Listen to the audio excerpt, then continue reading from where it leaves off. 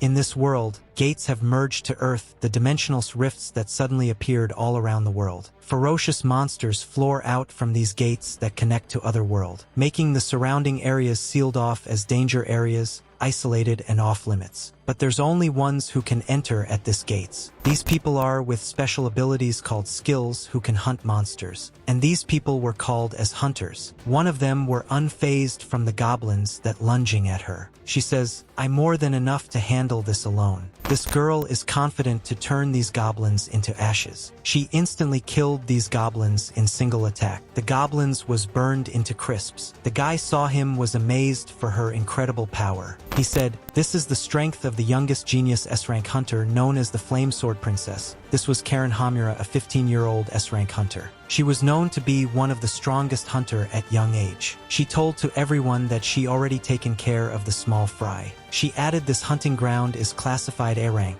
There must be more formidable threats here. So she advised everyone stay alerted. Everyone agreed. Hunters are those who hunt monsters, but they must never forget one thing. Because there's one thing problem being a hunter, that, as hunters, they can also die. He was frustrated of what on earth this monster they confronted. Unfortunately for the others, they were hunted too by the monsters. He wonder isn't just some A-rank monster. He even thought this monster wasn't even a S-rank, but instead a double S-rank monster. So this guy thought it's over for him, because even the Flame Sword Princess has been taken down. The monster dashes towards him. He knew as this monster attacked, they were going to be wiped out here. Karen suddenly yelled to say not yet. This caught the monster's attention. She stood up, because still wants to fight. The monster's hand suddenly approaching her. She got startled to see this and knew she can't win. She closed her eyes, hoping someone would help her. A guy suddenly dashed in, punching the monster into its face. The monster flew so hard because of the impact of its punch. A girl suddenly startled as someone saved her. She wondered what just happened after seeing the monster unconscious. The boy was shocked to see him taking it down in single punch. They can't believe he managed to take the double S-rank monster with a single right hook. This made them wonder who is this guy who able to knock out a monster in a single punch. He checked their condition,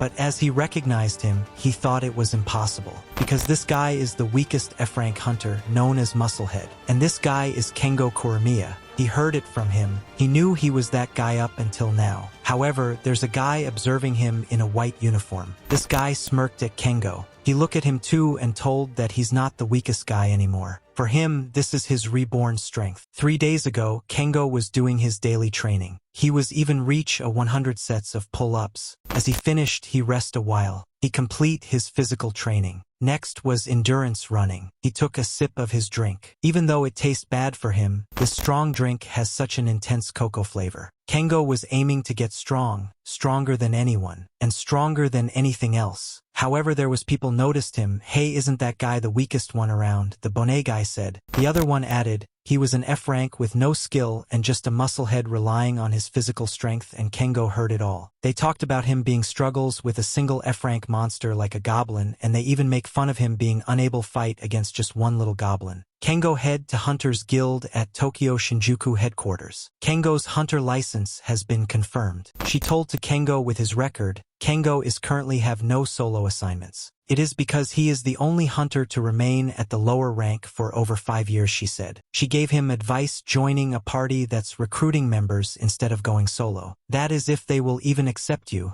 she said to Kango as she low-key insulting him. A guy suddenly approached Kango if he was looking a party. Kango look at this guy. He told there's a spot just opened up a moment ago and if you'd like maybe you could join us. Kango asked who he was. He introduced himself as Yuma Yuki. He just recently moved to Tokyo from countryside so he's new at this place. He then stated Kango Kuramiya's name. Kango was surprised he knew his name. Yuma reminded him that Kango was a seasoned F-rank hunter. The one without a skill that every hunter normally has in their arsenal. The one known as the reckless guy who hunts monsters using only his physical strength. He also heard of him multiple times. Hearing it, Kango recognized those words, that's him. A guy who's skillless and useless, someone who was given no power at all. That's why he was mocked and called the weakest musclehead. Because in their world, skill is the most needed. The supernatural power the humankind of this world awakened to, when the gates opened and spread its monsters. Also the magic is come to world. Yuma using gravity press and a power so overwhelming it's almost like magic. Yuma told to everyone that with his skill of manipulating gravity, he can crush his enemies in a single blow. As they getting further, Yuma felt something's off about this place, because he wonder why there's monsters of boss strength roaming around. But he ignore this since their mission hasn't changed. Their goal is to take down the boss that can make the gate close. Someone suddenly called the baggage handler and asking to keep up with them. It turns out that Kango became bag carrier of their party and he had no choice. They made fun of him for being a musclehead. He could be useful by carrying stuffs for the real hunters. Kango felt awkward hearing those words from them. Afterwards, they take a rest and Yuma apologizes for making him bag carrier when he was a fellow hunter. He replied, "It's fine since no one understands my abilities better than I do." He said muscles are nothing compared to skills, they are practically trash. But it's all I've got and as a hunter, I want the strength to fight monsters. This is what Kango wants overall. Yuma asked him if why is he so determined to be a hunter and Kango told that a long time ago, monsters killed his family. Yuma thought it was a common story in this world so he said, "If you're seeking revenge on the monsters?" He got suddenly interrupted as Kango said it's not that. He stood up in front of Yuma and frankly told, "I just want to protect others. I want to save as many people as I can from the threat of monsters. Even if I'm the weakest or the useless, my resolve won't change." Yuma stood up with smile on his face. He understand that Kango is a kind person. As their raid continue, they were surprised to see a A-rank monster giant griffin lurking around at D-rank hunting ground. Even though it was dangerous, Yuma still wants to suppress the monster using his gravity press. He said to everyone they have to retreat for now. He was trying his best to hold at this monster, but deep inside he can't hold it back with his strength. He suddenly see Kango beside him with a determination to fight back. Yuma suddenly take back of what he said, because he told everyone that while the baggage keeps the monster busy, they have to retreat, which made Kango shocked. He then casted the gravity press at Kango. Kango wondering what he was doing and Yuma reminded what he said earlier where he want to protect people and save them. So he thought this is the best time to save them one last time since his life is really useless. A long time ago, Kango wants to become strong enough to protect others. But that didn't happen. He have no power, no talent either, and he never had any. This made him realize this is the reality, the fate of the weak. While crawling in agony, he still hoped for that power. The power that no one can oppose. But unfortunately, he never thought ending up like this without achieving the power he was dreaming. But he suddenly heard voices. "Hey, hello? How long are you going to keep sleeping?" He wondering how could he hear those words when he's already dead. "Wake up, my little project." As he opened his eyes, he saw the face of the guy calling him. Kango was startled to realize he was still alive. He asked him who he was, also what happened to him after the attack. But the most surprised him is the chains around his body. So he asked him where he was. Kango observed his uniform and thought he was a doctor. Therefore, he introduced himself as Byakuya, a mad scientist. Kango wonder what he meant of being mad scientist. Byakuya laughs and then told he just kidding and he is just an ordinary passerby. He then said to Kango his current rank is SSS, which Kango thought it was impossible because ranks are only supposed to go from F to SS. So Byakuya asked him to try it because this level of restraint for him should be easy for Kango to break now. Kango thinks it was impossible for someone like him to escape from shackles and chains. But as he tried, he suddenly managed to break free easily. Kango was full of surprised his newfound strength. Byakuya told that he has capable of so much more unlike before. He was glad their power had successfully worked. Byakuya said he have the perfect stage to test his strength. This was the hunting ground in Shibuya he visited and it seems they have raised the rank from D to A. So a special elite party has been assembled for it. Byakuya asked Kango if he would like to join them. Kango wasn't sure because they betrayed him before. Meanwhile, at the Shibuya restricted area, a guy thought this is his lucky day, because he can't believe he get to team up with the legendary Flame Sword Princess. He also thought that even the area became A-rank hunting ground, this mission will be easy with S-rank on their team. He grabs Yuma to compliment for being dependable. In his thought, he was glad they have someone useless on their team earlier that used as a shield and making them able to survive from the encounterment earlier. Karen found their target, and there's the gate as well. As the A-rank monster approaching, Yuma used his invisible skill, but someone stopped him. It was Karen, and she wants to handle this all by herself. They got confused, and she advises them to stay back, or else they will get caught. Karen enhanced her sword with Flame King's Crimson Sword with 60% firepower. She used her flame slash towards the monster. Then she followed up with Sky-Splitting Blade. Karen wasn't done yet and poised herself for another attack. She blasted blaze of flames towards the monster simultaneously. They covered themselves from the bright light. Yuma can't believe her power. He finally understands the solitary Flame Sword Princess. Instead of other helping her, they are more like a hindrance to her, and they'd only get caught up in the destruction. Because Karen's power is overwhelming, she proceeds to attack for the last time to end it and increasing her firepower by 80%. The monster starts to panic as it saw Karen's firepower. Moreover, she hurled her Scorching Hell's Towering Inferno towards the A-rank monster, and it successfully landed. The monster was blasted after she landed. Yuma got surprised, because her attack made an absolute mayhem. Karen thought she overdid it a bit, but she was glad because she at least complete the mission. But she got dumbfounded as she realized something. Instead of the gate getting disappeared, it became getting bigger. Then a large foot of monster suddenly showed up. This surprised everyone, because they don't know they are going to face a double S-rank mithril dragon. They had no idea what's going on as the gate's supposed to close after defeating the boss, so they wondering what's happening right now. Karen said there's no problem for them, because we are hunters. Whatever the reason, if a monster appears before us, we just have to hunt it down and kill it. Karen didn't hesitate to use her 100% of Flame King's Crimson Sword, Sunfall. Everyone thought Karen is trying to burn down the entire city, so Yuma told everyone to evacuate or else they will get caught in it. She was unfazed as the mithril dragon approaching. She hurled her attack towards it to blown the mithril dragon into ashes. As her attack landed, a powerful explosion happened. Once again, Karen thought she overdo it again. She poured almost all her magic power into that move, but she is sure that they at least completed the mission already. Unknown to her, the mithril dragon's tail are now approaching her. She was caught off guard from it, so she can't help herself than flying away. Karen received a heavy damage after that.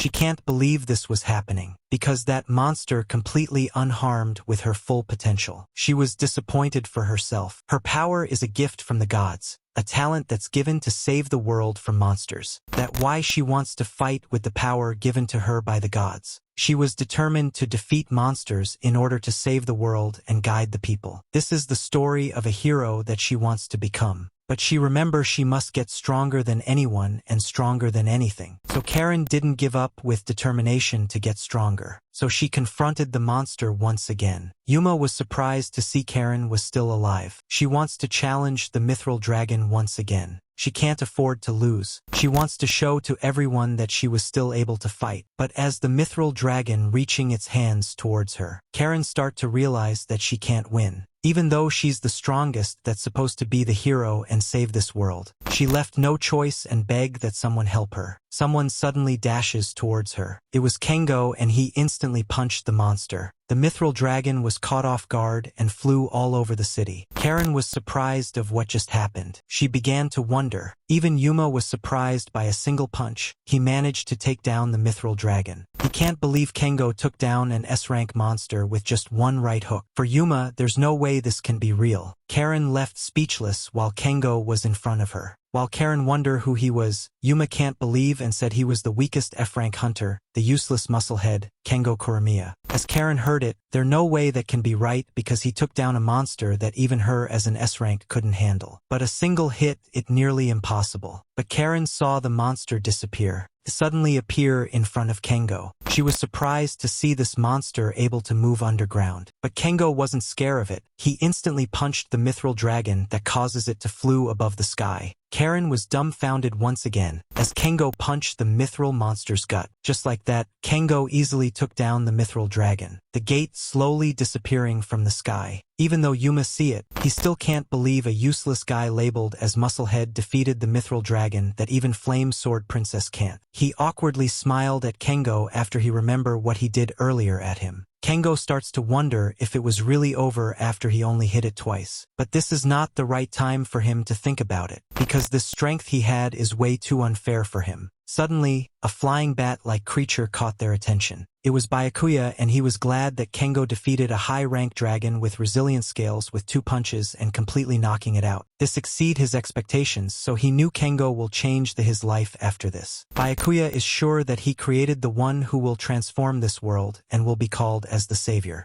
After that day, Kango proceeded to work out just what he commonly doing. Unlike before, he was able to make 1,000 sets of bench press. Not only that, he is also able to do in heavier plates. After that, decided to stop for now. Kango was confused that he still feels fine after all this intense training, so he wonder what's going on with his physical strength. Kango proceeded to jog around the park. People recognized him as the guy everyone's talking about. This orange cloth guy told that Kango was the one who took down the monster that defeated the Flame Sword Princess in an instant, but the guy in green shirt doesn't believe it and think it has to be a mistake since he is just a musclehead who relies on his physical strength and it was impossible. Apparently, Kango still F-rank. Kango head back to his home. But Byakuya surprises him as he was waiting for Kango. Byakuya noticed him still continuing with his plain old training even though he gained overwhelming strength. But Kango has a motto that muscles aren't built in a day, so no matter what happens, his routine doesn't change. Byakuya understand him after all. Upon checking his body, Byakuya notices his effort and dedication to have produced such extraordinary strength. For him, Kango is a true triple S rank, and this what he liked the most about him. But Kango was officially still at F rank. But then he invite Byakuya for some tea. As they got inside, Byakuya asked him when does his rank supposed to go up since it already been a week, and Kango said, he hear it's still under review. Byakuya wants to confirm if he haven't mentioned anything about his skill, which Kango agreed because he wants to keep everything though this power awakened naturally within him. But Kango wonders about Byakuya of who exactly he was. As they talking, Kango's doorbell suddenly rang up. He thought it was his new protein he ordered. When Kango opened his door, it was Karen Hamura. Kango was shocked and recognized her immediately. She awkwardly talked about the day Kango saved her. She was glad that Kango shone in time because she would surely have died that day. Karen thanked him so much for his kindness. Kango also awkwardly replied, but he wonder if the word you're welcome is the right response as he not used to being thanked. Karen suddenly handed an envelope for Kango. Upon checking, he realized what she want. She frankled asking Kango for a duel against each other. Kango was surprised to hear it from her. Karen doesn't want to ignore Kango's strength, so she decided to give him a duel, and this duel is a test for his promotion. Once again, she asked Kango if he was willing to do a battle of pride with her. She asked one more time if he was willing to accept it, so Kango didn't hesitate to accept her proposal. 1 week later, the hunters' duel had began, where a fierce battle hunters who hunt monsters and to test their skills and strength in an intense, thrilling match. Byakuya also came here while enjoying his fries while the others are admiring Karen for upcoming match. The announcer introduced the main event of the hunters' duel, which Karen Hamura, the Flame Sword Princess, against the musclehead Kango Kuramiya, who was rumored to have taken down a giant monster with a single punch. The announcer for today is the popular guild receptionist Maria Abe, and for some reason Yuma also heard to do commentary. Maria remembered Yuma were at the scene of the incident, so she asked if he believed that Kango's Kuramiya's power is the real deal. But Yuma doesn't know since it had for him to believe it. This reminded the day Kango came to him if he was alive. And his face doesn't even seem to have a grudge after he betrayed him and make him the decoy. Yuma was speechless as he regret of what he did. Therefore, he changed the topic by telling to everyone that they were here to find out soon enough whether Kango is real deal or not. Their battle has a simple rules, and this is they have no time limit and the match end when one of them is rendered unable to fight or surrenders. Before they start, Kung asked about her injury first, if it's all good now, which Karen said it does, completely healed. Karen frankly advises Kango not to worry as she was sure she's not going to burn him to a crisp. Kango agreed to do the same to make sure he didn't go overboard. Karen took the first initiation of their fight. By using Flame Flash Sky-Splitting Blade, she managed to push back Kango. He got surprised by its intense heat like he was getting burned just by the shockwave. Karen wasn't done yet as she do the Scarlet Circle Blade. Kango saw this as a threat, so he jumps away from the ground. But Karen expected this just like her plan. She immediately followed up his position with her Sky-Splitting Blade. Too bad for Kango, he wasn't able to dodge it anymore. Her attack explodes as it directly hit Kango. Maria and Yuma was startled to see this. They saw Kango's body falling to the ground. But all of a sudden he talked and asked if is that all she got. Kango managed to handle her firepower and he perfectly landed. Everyone got shocked to see Kango completely unscathed like his body was protected by whole muscle that causes the burn to be ineffective. Karen can't believe as there's no way Kango would able to handle her flame. Kango smirks as he thinks it's time for his turn. Right now, Kango obtained dynamic visions, reflexes, physical power, and body strength which he assessed his potential of his enhanced body. Kango raises his foot, then he stomp it to the ground that causes the floor to break. Everyone got stumbled by the impact of Kango's kick. Even Karen loses stance as she got out of balance. Out of nowhere, something passed close through her. That thing suddenly broke the barrier of their stadium. Karen wondered what it was. Even Maria and Yuma had no idea what just happened. Kango said it was a flick. He told that when he kicked the ground, some broken floor debris had float. Then he flicked that debris only by his fingers. People think that's inside and they began thinking the head in Musclehead was for ridiculously overpowered. Karen thought Kango was lying, so she told him not to say ridiculous things like that because there's no way a mere flick of debris would break through a barrier. Kango just thinks she was just shocked, but deep inside in his thought, he was the most surprised after all. In his thought, he never thought a flick could be that powerful, and if he had hit her, it might have killed her instantly, so he wants to be more careful when it comes to people. Karen said it was interesting. This made her fired up. Then she began to increase her Flame King's Crimson Sword firepower at 80%. She told that she had been holding back to avoid reducing Kango to ashes, but this time, she won't hold anymore. She screamed return to ashes. Following that was her cross slash. Kango gathered his composure. Then he just did a punch that causes the flame to fade away from the wind of his punch. Karen was flabbergasted seeing this, but she held her sword tighter. She wasn't done yet, and she used her Flame Flash Sky-Splitting Blade once again. Along with it is her Scarlet Circle Blade dance. Her simultaneous attack causes a disaster inside the battlefield. As the smoke faded, Maria was surprised that Kango is still standing, so they wonder why is he unscathed in the blazing vortex of Karen. Yuma explained that the wind created by his kicks and punching might be dispersing the flames, which surprised Maria. She asked if that was possible and Yuma said no for a normal human. So Yuma said to everyone that Kango is the real dead because is a genuine monster. Kango was teasing her if there's something with her and asked if that's all she have got. Karen didn't said a single word, so Kango thought it's over. But all of a sudden, she showcased her Scorching Hell's Towering Inferno. This is her ultimate full-powered strike, her final and finishing move. So she dare Kango go ahead and try it if he could able to handle it. The audiences starts to get anxious as Karen became so serious to the point she was trying to incinerate her opponent. They thought if Kango doesn't dodge, it's a game over for him. But actually, Kango wasn't thinking of dodging it, but to stop it instead. They are surprised to see Kango bare-handedly catching Karen's blazing sword. Then Kango squish it like a real sword. Karen was dumbfounded of what he just did. Even the audience began to get crazy of what was actually happening. They can't believe Kango crushed the all-out attack of the Flame Sword Princess, which could have scorched the entire area, by only a sheer overwhelming power. In reality, if Kango had taken that hit directly, it might have been dangerous as it even managed to burn his hand a bit. But Kango wasn't still satisfied enough to truly test his strength. Kango came at her. He then asked her if she wanted to continue. Karen refused. She decided to surrender after all. That means the winner of this fight is the Musclehead, or rather the Muscle Monster, Kango Kuramiya. Karen suddenly called Kango's name because she have a request for him. She frankly asked Kango if she will be able to be his partner. Since Kango had no experience of rizzing women, he had no idea what just Karen said. The next day at the Hunters Guild Tokyo Shinjuku headquarters, when Kango was about to enter, people inside caught their attention as Kango walking toward after recognizing him, the guy who rose up from F rank to double S rank. While some women was admiring and dreaming of hitting with him, but one of these girls scolded them as Kango was rumored to be involved with Karen. The receptionist attitude with Kango had finally changed and looked so delighted unlike before. She was told that they have been expecting him here. She asked if he was alone, but Kango doesn't want small talk, so he directly told her that he just felt like testing his skill. This girls is trying to flirt Kango with her wise words from Kango's strength, where he could pick whatever he wants, such missions or women. As she was seductively asking Kango if he was free tonight, Kango just ignored everything she said and told to just pick a mission for him and something extra challenging. Moreover, she understand and look for the most difficult mission available. She found one, and this is the S-rank Danger Demonic Forest in Kichijoji's Inokashira Park. Kango didn't waste time and he goes. Before getting inside, he stretched a bit. Then monsters suddenly surrounded him, but Kango think this was a good workout for him.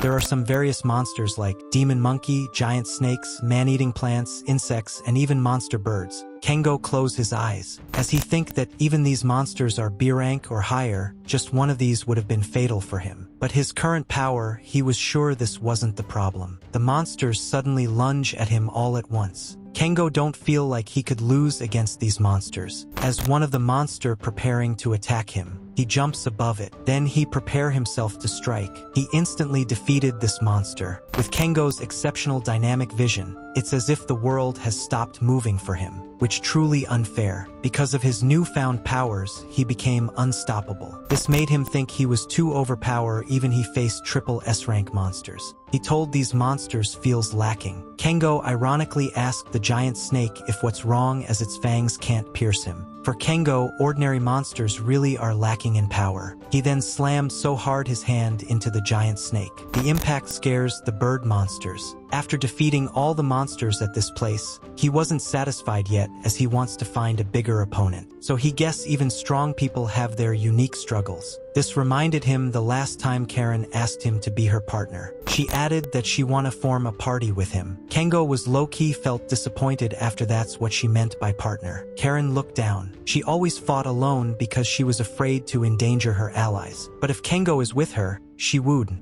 have to worry about that. So she think if they are together, they could take on even stronger monsters. She tried to riz at him while asking if his silence means no. Kango said it's not a no, but when he look at the people, seems disagree to think they would be partners. So he just told her that he wants to think about it first. Kango thought there's no real advantage to forming one right now, but he was still traumatized of the last time he got into a party. As he was deeply thinking, he realized something. He haven't seen a single monster for a while now that looks like they are avoiding him. He thought he just made too much, but he didn't know someone above are observing him. As he was busy looking for monsters, this guy suddenly attacked him. Kango was instinctively dodges it. This attack were able to destroy his tree behind him. Kango recognized this attack as the Spear of Wind, then the guy approaches him. He saw Kango casually strong through an S-rank hunting, then he stated Kango's name. Kango asked him who he was, and this guy was surprised that Kango didn't recognize him as a fellow hunter. He brushed his hair while saying him Wind God, Hayato Narukami, and double S-rank hunter like you. Kango got surprised to hear it after realizing this guy is one of the 5 strongest in Japan, including himself. As Hayato thought Kango got sick of small fry and the weak flame sword princess. He unsheathed his sword and he challenged Kango. When Hayato saw Kango's fight with the flame sword princess and the fight with the monsters he fought earlier, he acknowledged Kango's power being monstrous and his toughness is beyond the human's limit. But for him, Kango has one thing severely lacking. As he about to tell this, he dashes forward, and he said Kango lacks of speed. Kango got anxious of Hayato's inhumane speed.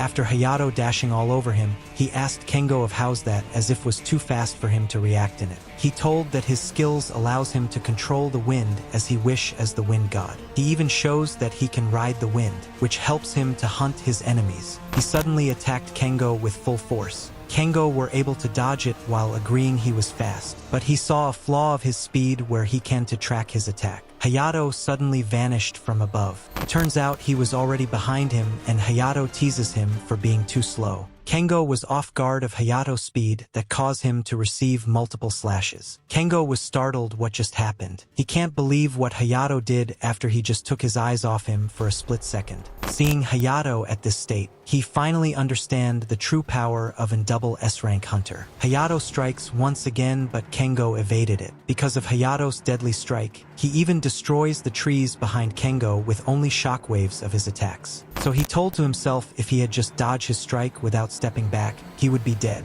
Hayato was impressed for Kango for an XF rank. He introduced his sword Ryukuri, the Dragon Slayer, a legendary magic sword that can slice through dragon scales. He added that his sword would able to cut through human flesh like a butter, so he advises Kango not even think about trying to block it. Hayato poised himself and promised that he will hold back so he don't kill Kango. Since Kango was also double S rank, he knew he would do his best. Kango saw his attack as a threat, so he maneuvered himself to back away. However, Hayato was surprised to see Kango dodged 3 swings. He think this wasn't that bad, so he ducked down to poise himself once again. He suddenly vanished at Kengo's sight. Hayato suddenly appeared behind Kango. Unfortunately for Kango, it was too fast for him to dodge this. Then Hayato strike him simultaneously. Kango saw his attack like a hit and run. He finally understand Hayato was attacking from a safe distance with overwhelming speed, without giving him any chance to counter. This made him feel like he was thrown in a blender.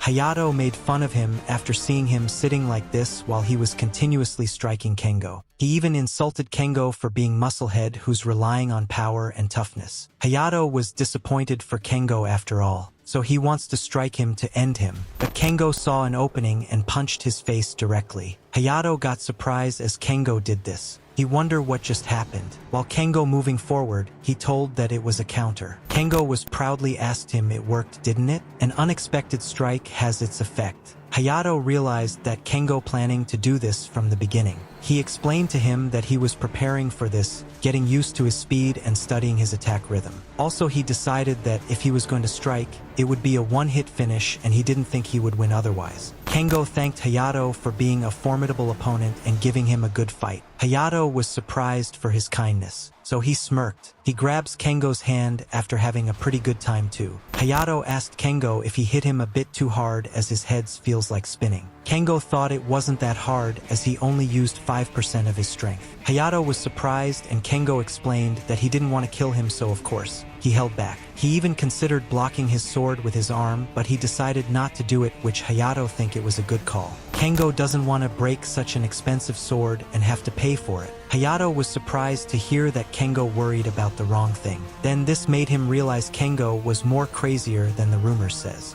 He grabs Kango's shoulder and told he like him. At first, he thought he were just a musclehead, but he understand now he is sharper than he looks. Kango told that he have been training in martial arts since before he gained this power, because for him, muscles aren't built in a day. Hayato finally understand that there's a reason behind his strength. This made him like Kango more and more. Moreover, Hayato changed the topic and asked Kango to take down the boss together. In his thought, there's no real need for him to team up, but he had no choice and agreed to fight together with Hayato. Kango asked his name once again, which made Hayato mad that he already introduced himself from the start. However, Byakuya's bat were observing him from afar. Kango and Hayato finally arrived at their target destination. Hayato said that the boss is up ahead. Both of them prepare themselves before they start. Suddenly, the boss had come up, and this is the Elder Trent, an S-rank monster. Hayato didn't hesitate to dash forward and said, "Let's see who takes it down first." It's a competition, Kango. So his spirits fired up as Hayato being competitive. In Hayato's thought, he swore he won't lose this time as he will end it in a flash. The Trent's root suddenly lifts up. It strikes Hayato that surprises him. Hayato didn't expect this one's tougher than he thought. As he expected of a boss, it won't go down so easily. But suddenly startled, as Kango charging at the boss flawlessly. He teases Hayato for stop moving like he was scared. So he got triggered from his insult. Hayato told Kango not to underestimate him, and he followed up a sequence of attack. This slightly hit Kango. Hayato was low-key teasing with Kango that he will slice things up along with any others. Finally, Kango understand that it wasn't that bad to fight alongside a reliable comrade. As Kango's observation, this monster attacks with root-like whips, and not only that, its razor-sharp blade like leaves. Also, it was throwing projectiles above them. Kango dodges this, and it was a fruit that released acidic and toxic gas. So he think this monster is one of the tougher ones of the S-rank. But for Kango, it wasn't that strong when it compares to them. So they knew this is easy fight for them. Out of nowhere, a giant bird suddenly appeared, both of them surprised of its appearance. The giant bird suddenly covered in yellow lightning. This lightning struck them out, but they were able to avoid it. Hayato realizes the boss has allies too. This bird is a lot more stronger, and this is Lightning Garuda, a double S-rank monster. Hayato began to felt hesitant, but Kango ignores the threat. Kango ignores it, so he charges towards. The Lightning Garuda spotted him, so it strikes Kango with its lightning attack. Kango wasn't moving a while after that, but he mocked Hayato for calling him an idiot. His body tingles a bit, but because of his muscle, so this is just a simple shock for him. Kango wants to push through. However, the Lightning Garuda flew away, which Kango think it was trying to e-space in the sky. Kango felt annoyed against flying enemies. Suddenly, the Trey Ant strikes him while he was thinking of the Lightning Garuda. Hayato's attack just passed through him. Turns out that Hayato attacked the fruit that about to throw by the Trey Ant. Hayato ordered him to take care of the bird while he will take the Trey Ant. He knew he had advantage of this tree, so Kango understand him and took action immediately. Upon observing, he think the Lightning Garuda wasn't planning to come down, as it looks like it intends to keep attacking from the sky. Since this was the case, Kango took a rock from his pocket while planning to flick towards the Lightning Garuda. The rock hurled towards the Lightning Garuda. Unfortunately, it didn't hit, but it hit the trees behind it instead. Hayato think these monsters are going all out. The Lightning Garuda starts to get annoyed, so it attacks Kango again with its lightning. But Kango left unfazed and tried to catch it one more time. The Lightning Garuda turned his back like it was trying to escape again. Kango immediately run towards its direction. He jumps on it as he tries to capture it, but there's a problem. He was so close but still out of reach. Hayato's wind suddenly pushed his back. He used his wind magic to help Kango to reach the Lightning Garuda.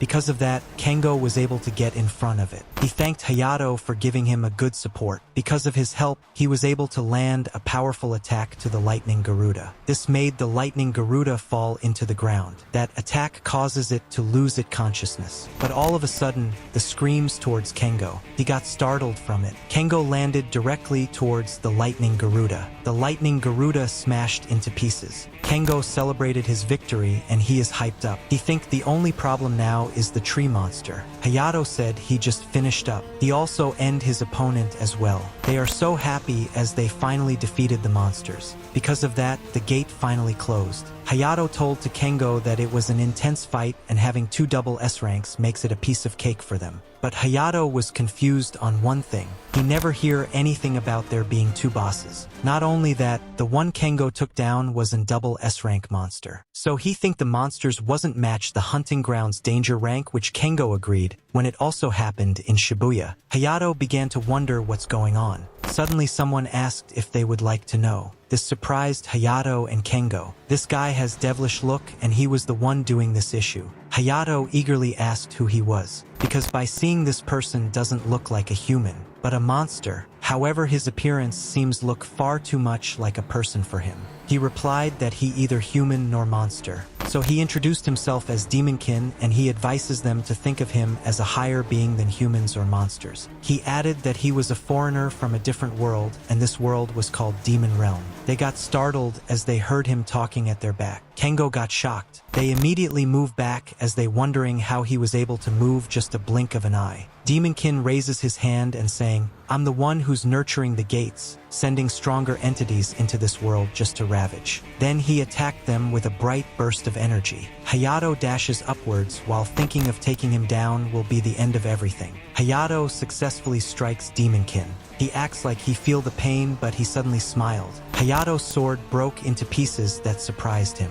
Demonkin dashes in front of him, and he was struck by him. This instantly made Hayato instantly lose his consciousness. He mocked Hayato that he want to defeat a Demonkin by a useless trick. This idea made him laugh as he find it funny. Kango wasted no time and take the opportunity to strike. His attack made a huge impact, but the Demonkin stopped his punch. Kango got surprised as for the first time, someone was able to block his attack. He sweats a bit. Instead of getting scared, he was fired up as he faced a worthy enemy unlike any he faced before. Kango pushed himself further. Demonkin was surprised as his body instinctively avoided his punch. His instincts even telling him taking this head-on is dangerous. So he wondered if this guy really human. He was getting interested at him, so he decided to change his mind. He told that he intended to eliminate any nuisances immediately, but for him it would be a bit boring. He hoped for Kango to show his resistance against their invasion. Before leaving, he told that his name was Zeno, the chief who commands thousands upon thousands of monsters. He asked Kango's name, so he said it. He smiles at him for being polite. Therefore, he hoped that they meet again soon. That day was before this world perishes.